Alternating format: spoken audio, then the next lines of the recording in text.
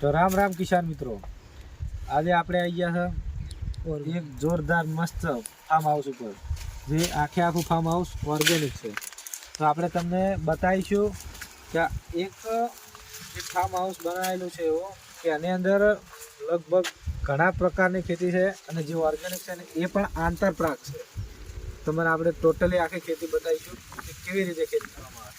તો સૌ પ્રથમ આ ખેતરની અંદર જોમફળીઓ આવેલી છે, જોમફળ છે, તમે જોઈ શકો છો.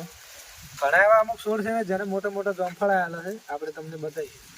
નંબર 2, આ ખેતરની અંદર તમે જોઈ શકો છો આ હળદર છે, જે હળદરનું વાવેતર કરેલું છે, જોઈ શકો છો. તો કિસાન મિત્રો, આ હળદર છે જે પરિપક્વ કહેવાના મતલબ કે પાકવા ઉપર તૈયારી છે. તો તમને બતાવીશું આપણે હળદર. આ બાજુ લાવો.